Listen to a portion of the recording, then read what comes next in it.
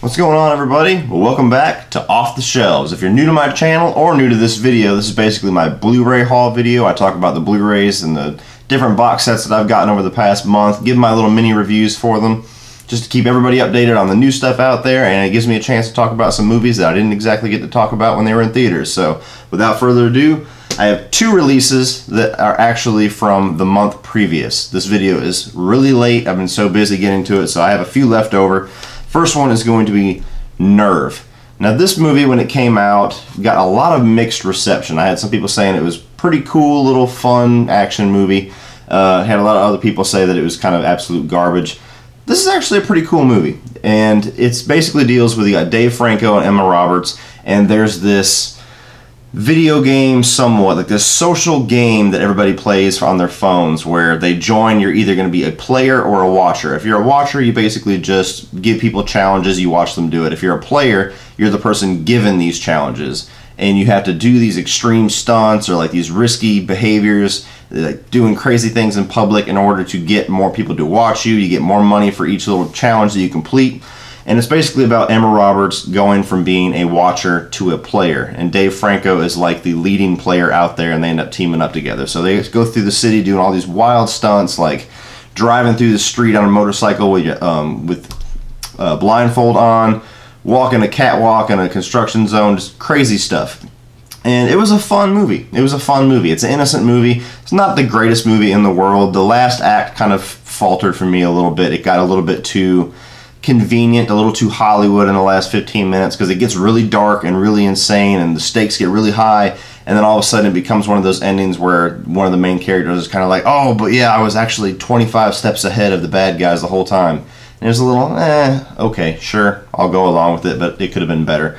Now, if you are a fan of this movie, there is, I hesitate to say a better version out there, but there's a version that I prefer. There's a movie called 13 Sins. If you look it up, it's got Ron Perlman. It's a little low-budget horror movie. It's the exact same premise as this, only it's the rated R gory horror version. You have this guy who's this nerdy guy, basically. He gets this text message saying, hey, swat a fly and we'll give you $100. Swats a fly, gets $100, and from there the challenges just up themselves every time until it gets to the point where it's involving murder and a bunch of crazy stuff. It's a very wild movie. I mean, it's a low-budget horror movie, so you have to know if you're going to be one who's going to enjoy that kind of movie. But I actually like that movie a lot. It's a fun little low-budget horror movie. Ron Perlman's got a cool little side role in it. It's the more fun version of this movie. So if you do like this movie, check out 13 Sins. And if you are curious about this movie, check it out on Netflix. Now I'm going to skip over to a TV series because this is the only other thing that I have that's left over from the month previous. And this absolutely deserves to be talked about. And that's The Night Of. This was a limited miniseries on HBO. It's an 8-episode series. It stars John Turturro as this kind of sleazebag lawyer. And you got Riz Ahmed as this college kid who's kind of like a deer in the headlights, innocent college student who gets thrust into this situation in the first episode and gets accused of murder, gets put on trial, and gets sent to this Rikers prison. And it's basically a study of not only the justice system, not only the police investigation system, but also the prison system. And it's a really, really interesting look at all three of those, how they all interconnect with each other, the flaws of each one, the corruption in each one. And not only does this have some of the best acting that you're going to see from any show this year, like John Turturro is one of the best performances he's ever given. Like Riz Ahmed, you've seen him in Nightcrawler. He was the guy who went around with Jake Gyllenhaal in that movie, and we just saw him in Rogue One. And that might be part of the reason why I didn't care too much for his performance in Rogue One, is because I just saw him in this, and he is awesome in this. You know, this show takes so many turns, and it goes in so many directions that you don't expect it to be. And the first episode of this is an hour and a half long, and it is one of the most nail-biting, tense, just uncomfortable hour and a half of TV that you are ever going to watch. Just the way that you just slowly start to see things go downhill, and you see where this is going, and this kid needs to get out of there, but he just keeps going. You're like, oh my God, just go. This was an amazing series. This is among the best TV series that I've seen in years, definitely among the top that I've seen this year. Absolutely go out and buy this, The Night Of. Awesome miniseries. Now moving on to the stuff that actually came out this past month. First up, we got Star Trek Beyond. Now, I'm a huge fan of this newly rebooted Star Trek universe. The J.J. Abrams Star Trek movie, the first one, is probably my favorite of all the Star Trek movies. Star Trek Into Darkness I liked a lot more than most people. I understand completely why hardcore Star Trek fans do not care for it very much, because it's trying to remake what most consider the best Star Trek movie ever made and one of the best sci-fi movies ever made, The Wrath of Khan. This is kind of like trying to find a happy medium between the new fans of the rebooted Star Wars series and the old hardcore Trekkies that followed this show from the very first episode of the original Roddenberry series. And for the most part, it's successful. This is the first one directed by Justin Lin. He's a director who come from the Fast and Furious franchise. And my initial worry going into this movie was that this was going to be like Fast and Furious Star Trek. And it's not. It's got a few little scenes, like there's a scene on a motorbike and all that kind of stuff, but it's not a Fast and the Furious type movie. It's definitely a Star Trek movie. At least to me, it felt that way. Where this movie succeeds a lot in the cast members that it decides to put a lot of focus on, like Chris Pine is great as always as Captain Kirk. Zachary Quinto is great as always as Spock. They actually focus a lot on Spock and Bones' relationship. Bones played by, Carl Urban. So between Bones and Spock, which is one of the best parts of the movie, is their back and forth. And the villain I like in parts. That's where the movie starts to fail a little bit, is that the villain is kind of underwhelming. He's really intimidating and cool, but he really, really is misused. He's not used enough. And at the end of the day, once they start really revealing his motivations, you're kind of like, I don't know if that completely makes sense. That's a little stretch there. So Idris Elba was a little bit misused in this movie. A lot of people give shit to the scene involving the song Sabotage. I don't know, I understand people that don't like it or feel it doesn't fit, but there's a lot of people out there that say like that just blew the entire movie for them. And I don't get that at all. Like, to me, that scene, it was a little bit of a stretch. It was definitely convenient that how it plays out in that scene, but it didn't bother me all that much. I understand why it would bother some people, but just ruining the entire movie for you, I thought was a bit of a stretch. So to me, this is absolutely worth going out and buying. If you are a hardcore Star Trek fan, or if you're just a fan of this newly rebooted movie universe, this is a lot of fun. A really, really good popcorn summer movie flick. I had a lot of fun with Star Trek Beyond. Go out and buy it. Moving on from that was not only the biggest surprise as far as comedies this year, but definitely my favorite comedy this year. And I can't believe I'm saying that. Bad Moms. I got drugged to the movie theaters by my girlfriend to see this. This was the weekend that Jason Bourne came out, which I was psyched as hell to see Jason Bourne. But I went and saw this first because I wanted to be the good boyfriend. And I think I had just as much fun with this movie as my girlfriend did. There is a lot of great, great humor in this movie. A lot of smart humor, especially if you're a parent. Because all the jokes in here about just parents saying, you know what, fuck it, I'm not doing anything today, you just take care of yourselves, was so hilarious because there's so much in this movie that any parent can relate to, and it makes it that much funnier. The three leads in this, Mila Kunis, Kirsten Bell, and especially Kathryn Hahn, she really gives her like standout breakout performance in this movie, are gut busting. They are hilarious. They work great together. Christina Applegate is really funny as like the psycho PTA head lady. This was a lot of fun. This was the funniest movie that I have seen all year. Absolutely go out and buy this. If you're a woman, if you're a man, it doesn't matter. You will love this, especially if you're a parent. The only negative I had coming out of this movie was that some of the humor is a little bit too much male bashing for me because, I'm actually a father that takes care of his kids, and there's a lot of jokes in here about deadbeat dads that it was kind of shoved down your throat past a certain point, but it was easy to forgive. This is the type of movie where, housewives can go off and have fun, so you gotta have a little bit of that humor in there. I get it. That was my only small negative with this movie, but absolutely go out and buy it. Moving on is a trilogy that I'm so glad the second one is finally on Blu-ray, because it pisses me off when I have number 1 and number 3, but number 2 is nowhere to be found, and that's Rush Hour. The Rush Hour trilogy is finally all on Blu-ray. I love these movies. I know there's people who love them, there's people who hate them, there's people who hate anything Brett Ratner does, and the third one is definitely the weakest of the series. I haven't seen it in years, so I can't really say for sure if I honestly still think it's a good movie. I remember having fun with it, just not as much fun as the first two. The first one's a classic to me, the second one is even better. This is among my favorite comedy series because I love Chris Tucker. I wish he would come back to movies. I actually saw him live when he did that little kind of resurgence tour. Jackie Chan, this is among my favorite movies with him. I've never been a big Shanghai Noon fan, so this was always like my Jackie Chan movies. These are a lot of fun. You get all three of these for 20 bucks. This was a great deal. I love how they actually did like this cartoonish Japanese and Chinese cover here. I love the way that the box is designed, and that the Blu-rays, wow, the Blu-rays look really good. So if you love these movies, now you can have all three of them. If you've never seen them before, definitely go out and buy it and check this out. You get three movies for 20 bucks that I guarantee you'll enjoy. At least two of them, but probably all three of them. Moving on from that is not my favorite animated movie of the year, but definitely the most amazing animated movie of the year that I have seen, and that's Kubo and the Two Strings. I had no idea what the hell this movie was when I took my kids to go see it. I didn't expect anything. I didn't know who was the voice cast. I didn't know the story.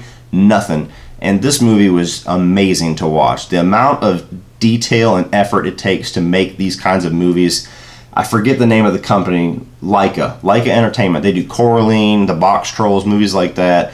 And just go on YouTube and watch like how they film one scene of this movie, and you're exhausted just watching it, let alone if you try to imagine what the hell it took them to do an hour-and-a-half movie. You got Matthew McConaughey, Charlize Theron, Rooney Mara, George Takei, Ralph Fiennes, a lot of great voice actors in here. This movie is a damn good story and a damn good animated movie to watch with your entire family. You'll be amazed watching it. There's a really good heart to this movie. Kubo is a really cool character. I always love that. I forget the name of the actual instrument, but it's basically like a Japanese guitar. And I always like that his kind of attack move is like a power chord. Like he hits a power chord and it blasts his enemies off the screen. So I had a lot of fun with this. I'm glad I went and saw it. Definitely go out and buy this and watch it with your family. We're buying a lot this month, aren't we? Now moving on to a 40-year-old classic. Robert De Niro and Martin Scorsese's Taxi Driver. Now this is basically a repackaged version of that Steelbook that came out, I think maybe 4 or 5 years ago. Maybe even not that long ago. Everybody knows Taxi Driver. You know, you talking to me? This movie is riveting. It's crazy. It's one of Martin Scorsese's most unique and most applauded movies. It's one of Robert De Niro's craziest performances. I can't really tell you too much about this movie because, number one, you should have already seen it. And number two, if you haven't seen it, I don't want to tell you anything about it because you do not understand the ride you're about to go on. This is an absolute classic. This is one of Martin Scorsese and Robert De Niro's best. This is a good little package for a little collector's edition. I wouldn't go out and buy this one if you already had the Steelbook because from what I understand, it's basically the same exact thing repackaged with maybe one more little like Q&A, which is going to be really neat to watch. But absolute classic, Taxi Driver. Go out and buy it. Now. 2 movies left, guys, and then I'll move on to my TV series real quick.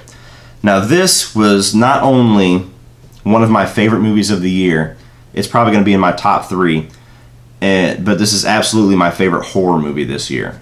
In a year where we actually had some pretty damn good American horror movies, but in a time where it is so few and far between to find a movie like this. Don't Breathe. This is Fede Alvarez. This is the guy who made the Evil Dead remake that I'm a big fan of. This is his second big American horror movie, and this movie to me was just kick-ass from start to finish. This is a very basic, simple premise. You got these 3 little Detroit delinquents. They find out that this blind man may or may not have a settlement amount of cash, like I think it's like $30,000 or $40,000 in his house, so they decide to break into his house to try to get the money, and they do not understand who they are fucking with because the blind man is none other than Stephen Lang. You know him from Avatar, big, bulky, badass motherfucker. And this movie is just tense. It's crazy. The camera angles and the cinematography just blew me away in this movie. There's scenes where like you're in a tight corridor and the main character's walking down and all of a sudden the blind man just comes around the corner and walks at him and they're like, oh shit, and they like get against the wall, try not to have him hear him. This was just a wild ride. I'm not going to tell you anything more about the story because if you're into these kinds of horror movies, you don't want to know anything about this movie. And that's the way I went into this. I avoided trailers. I avoided reviews. I walked in, pun intended, blind. And I walked out with one of the best movie experiences I've had all year. There is a twist in this movie that polarizes a lot of people. I will warn you about that, because anybody that I have heard that does not like this movie, it's usually after that twist. To me, the twist was unique. It was another layer of grime on this movie, and it worked for me. But absolutely go out and buy this. Buy it twice, buy it 5 times, and hand them out to your family. Don't Breathe is kick-ass. Now, the only other movie that I loved more than Don't Breathe this summer, which was by far the biggest surprise out of nowhere movie this year, Hell or High Water. This stars Chris Pine yet again. It stars Jeff Bridges and it stars Ben Foster. Basically, Chris Pine and Ben Foster are these brothers trying to save their farm from the bank, so they go on this little string of low-end robberies in these little banks in this small Texas town. Jeff Bridges is like this U.S. Marshal coming into town to catch them. And just what this movie did was just so simple and so minimalistic, but so damn good. This is a classic modern Western. The performances in this are among the best that all 3 of these guys have ever delivered, and all 3 of them have had hell of careers. But just the chemistry between Chris Pine and Ben Foster is amazing. Ben Foster is just a wild man in this movie. Chris Pine does great. He delivers by far his best performance. Jeff Bridges is kind of turning in the typical post-True Grit Jeff Bridges, but he's great in this. He has a lot of great back and forth with his deputy, basically. They have a lot of racist jokes towards each other. There's a lot of comedy in this movie. There's some great drama. There's some good action scenes. This is among my favorite movies of the year. This may end up being my favorite movie of the year. I'm still kind of racking my brain. I will be doing a video, my top 10 of the year. This is absolutely going to be in the top 2. Look out for Hell or High Water, because it is here. Go out and buy it. Moving on to TV series, I have 3. Now, the first one is a show that actually is a really underrated show. I've never heard anybody criticize this show, but it's a show that I really never hear anybody talk about either, and that's Bates Motel. Now, I did not grow up being a big Psycho fan. I knew of the movie. I knew the basic idea. It's one of those movies that you've heard about enough that you've basically seen the movie. I have seen the movie since then, but I didn't grow up like that was the classic that I revisited on Halloween. Never seen 2, 3, or 4. But this is a damn good modern series that is a pretty freaking amazing prequel to the events of Psycho. Even though they don't match up, because the events of the movie is back in like the 60s and 70s, and this one is in modern times. But this is a damn good show. You got Freddie Highmore, who everybody knows from that horrible Michael Jackson and the Chocolate Factory movie. But he is amazing as Norman Bates. Just the way he can be this sweet, innocent, little ignorant kid, and he can be so sadistic and psychotic and just unhinged in a second. He is perfect at that. And then you have the lovely Vera Farmiga playing Mrs. Wow, I almost said Mrs. Voorhees. Wrong movie. Mrs. Bates, Norma Bates, the mother, the one that makes Norman Bates who he is. And just how this show has slowly developed how the events of Psycho came to be and how the character of Norman Bates came to be who he was is brilliant to me. It's not like the greatest show in the world. It's not like this ungodly classic, but it's a lot of fun. It's creepy at times. There's a lot of really damn good performances in this. It's enjoyable to watch, and season 4 is basically where this is the last step before we are at Psycho. Like, I think season 5 is the last season. If it's not, it should be, because this is basically the season where everything happens. There's been little nuggets leading up to the events of Psycho in season 1, season 2, and season 3, but season 4 is where shit goes down. Absolutely go out and buy this. It should be pretty cheap. If not, just wait till season 5 releases on TV. I guarantee it'll go on sale. But this is worth your money. If you haven't seen the other ones, I believe they're on Netflix. They are absolutely worth your time.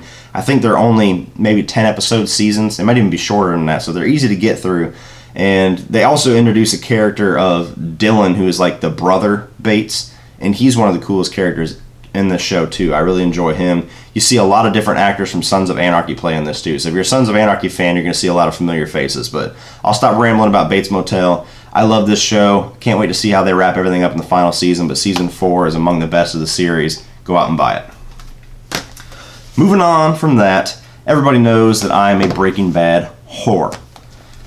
Well, now I'm a Better Call Saul whore, because the first season didn't quite sell me. I really enjoyed it, but I found myself kind of having this weird battle in my head where I'm like, I don't want it to be a heavy Breaking Bad reference show, but I'm missing a lot of the Breaking Bad elements, because the first season, it had a few in there. You know, you got Tuco, you got Mike, obviously, and Saul, and just a few little tiny nuggets there, but it wasn't really heavy, and it was just a lot more of a slow burn show than I was expecting.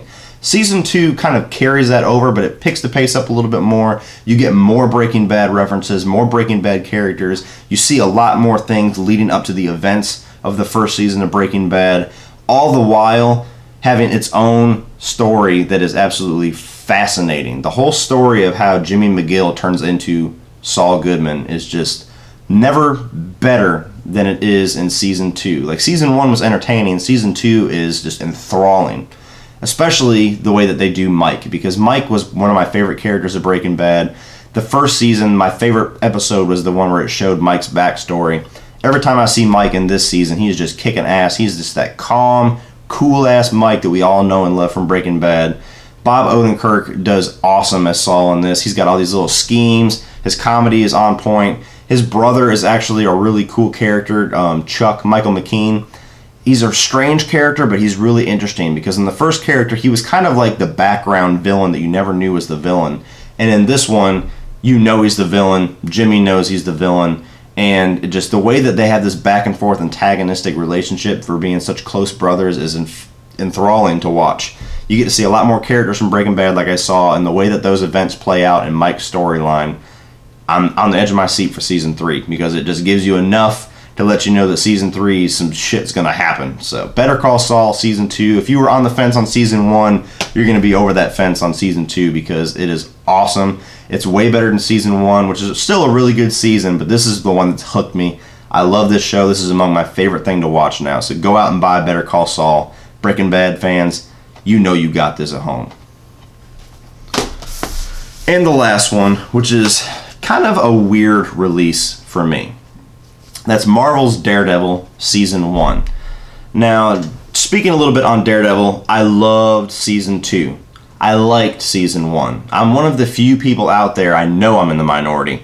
I liked Season 1, I wasn't blown away by it, and I loved Season 1 of Jessica Jones. Most people are flipped on that. They love Daredevil, and they thought Jessica Jones was okay. This show starts off really strong, gets kind of slow in the middle, and ends pretty strong. I loved Kingpin. I really like Charlie Cox as Daredevil. Foggy Nelson, that character isn't all that interesting in this first season. Neither is Karen Page. And it was a really cool way to introduce Daredevil. And for those of us that the only real exposure we've ever had to Daredevil was that Ben Affleck movie, this is a whole other animal. So definitely worth your time. The only thing that's weird about this release, and Netflix has some really strange Blu-ray releases, because not only do most of their Blu-rays have like no features whatsoever, which kind of begs the question of why should I go out and buy it when I can watch it for free on Netflix if you're not going to give me anything extra? And this is exactly the same thing. It's just the show. There's no extras. But why are we just getting this now? Because this show is going to be going on its 3rd season next year, along with The Defenders, but we're just now getting Season 1. So I don't understand their marketing strategy there. I guess that they're trying to hold off so more people will buy Netflix subscriptions. I don't know, but it's very odd to me that it's almost 2 years after that first season premiered and we're just now getting the Blu-ray release. And why aren't we getting all the other releases? Why aren't they releasing all this at once? Like, to me it would make sense if they're going to do it like a season-long thing like the Marvel movies do, where you have the Daredevil movie, or the show, the Jessica Jones show, Daredevil Season 2, Luke Cage, and then we're going to have Iron Fist, and then you have the big one, The Defenders, like the season finale show. Why not just wait and release some big-ass box set that has all of that together after The Defenders airs, and then you'll really make your money, because collectors are going to want that. People are going to want that. But instead, you just get some bare-bones Blu-ray release with a half-assed cover and no features whatsoever. So this is kind of a torn thing, because I absolutely recommend seeing the show, and if you don't have Netflix, absolutely go out and buy it. But at the same time, if you have it on Netflix, I don't see any reason why we need to buy this. I bought it because I didn't realize there was no features on it, and because I'm a collector whore, so I probably would have bought it anyway. Who am I kidding? But it's weird. I don't know. I want to say see it on Netflix because it's obviously a Netflix show, but so I guess I'll put it this way. If you've never seen the show at all, go out and buy it if you don't have a Netflix subscription. If you do have a Netflix subscription, just watch it on Netflix, because until they give you a package with some better features, or they bundle all those shows together into some kind of a collector's edition, there's really no need to go out and spend $30 on a disc-based version of what you can just click your remote and watch. So check it out on Netflix or go out and buy it. You know who you are, you know what you need to do. But Daredevil's awesome. Season 2 is 10 times better. Well, that's all I got for this month, guys. Hope you enjoyed this episode. I'm sorry it took so long to get this one out. It's been crazy hectic around my house. I'm surprised that I've even been able to get the trailer reactions and the movie reviews done. So finally got this one knocked out. It'll only be a couple weeks and I'll be back here doing December's releases, especially after Christmas. So if I don't see you guys before Christmas, have a Merry Christmas. But I'm sure you'll see me again here soon, and you will absolutely see me again here in a couple weeks on Off the Shelves.